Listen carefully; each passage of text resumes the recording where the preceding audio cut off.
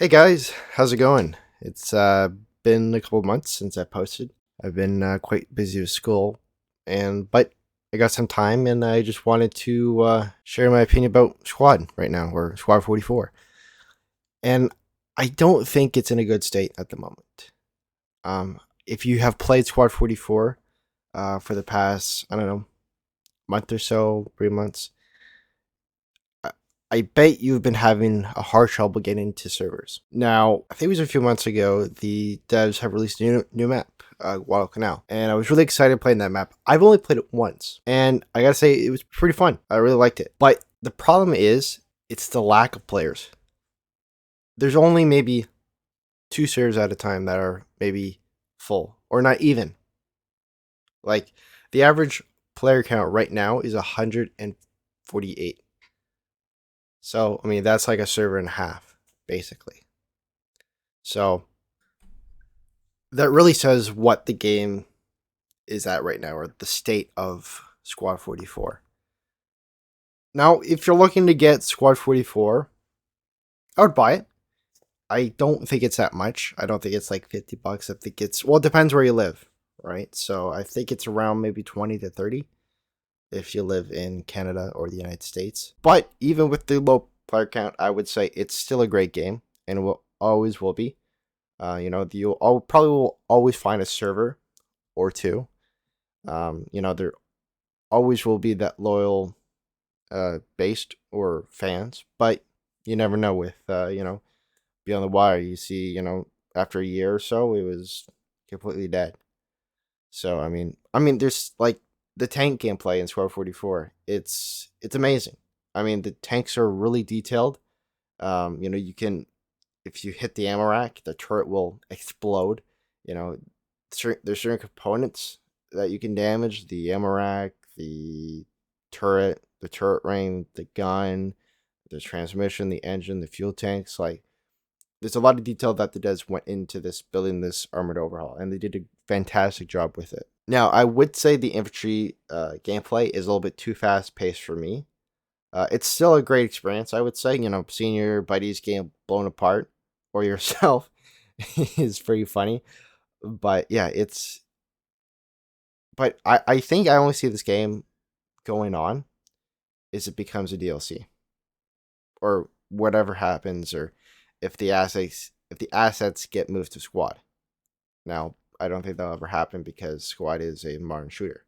I saw a video up on the Postscriptum channel, and if I find the content creator, I'll I'll put his name on the screen, and he said the exact same thing that I just said. Worst case scenario, if the game does fail and active development stops, I could totally see this game having the assets be made into either a DLC or at best a mod for Squad. Hey, Squad's got a much bigger player base, an active modding scene, and soon the Unreal Engine 5 update will be arriving on our doorstep. I honestly believe that you need to attach it to the game Squad in order to help it survive, and having it as a mod that you can then, just actively develop with the SDK and everything would help keep it alive, to be honest. And I 100% agree. It should have been a DLC at the start. But there's a couple of things that we wouldn't have, like a lot of maps, and we wouldn't have this armored overhaul that we have. And I wonder in the future if the Squad devs look at Postscriptum, and they brought a lot of stuff from Squad 44 to Squad.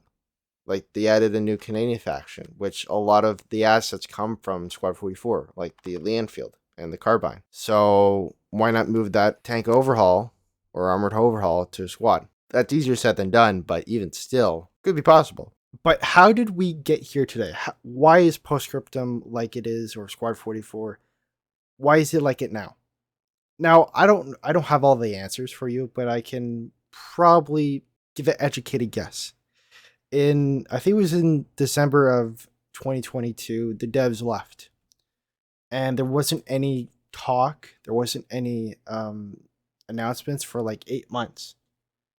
And I remember, I think the lowest player count in the game's history, I think it was in October, and that I think it got down to 93 players on average. Just a few weeks later, the devs at Squad So they bought the rights to Postscriptum, and then they were going to be working on the game again.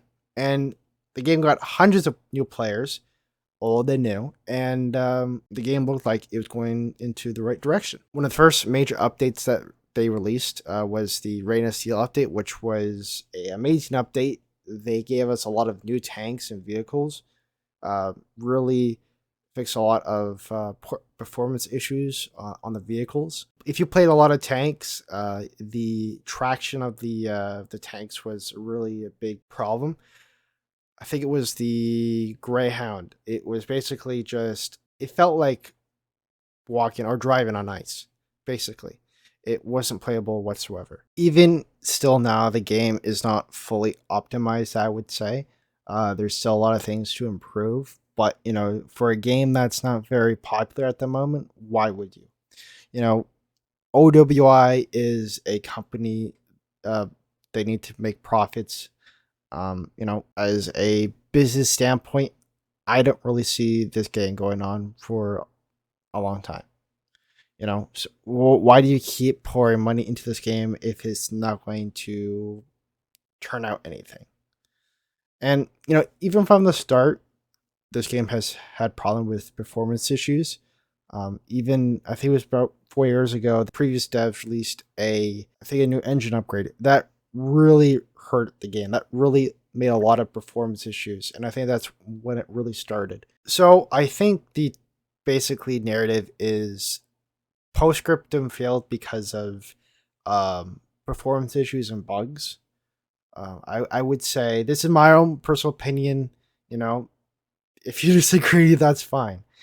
But I would say yes, bugs and performance issues was the biggest problem of not getting enough traction.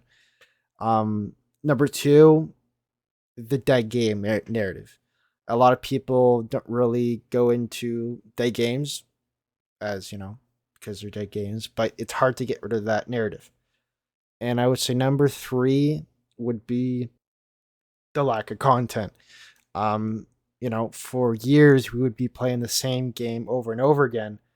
Um, I thought with his Japanese faction it would be different, but I guess not. But also, there's a lot of smaller issues that led to this. Like, if you play now, there's not a lot of people that use their microphone anymore. Not as much as a couple years ago, and a lot of people that are playing still are maybe some old, but a lot of new and don't know what they're doing, and it can be quite frustrating for a lot of people to play this, and it takes a lot of skill and I would say a lot of brain power to play this game and a lot of teamwork. So it could be very frustrating at sometimes to play this. Whatever happens in the future, hopefully it doesn't die, but it looks like it's going in that direction. Who knows what the devs will do? If it keeps going in this direction, they'll have to do something or not. But reaching less than 100 players is going to be critical. And even now, there's nobody playing this game, or not a lot. So, that's what I have to say. If you disagree or not, put your comments down below. I want to hear what you guys have to say. That's it. I hope you guys liked the video. If you liked it, possibly if you could hit that sub button and that like button, it would mean a lot to me. Well, guys, have a good day, and I'll see you guys next time.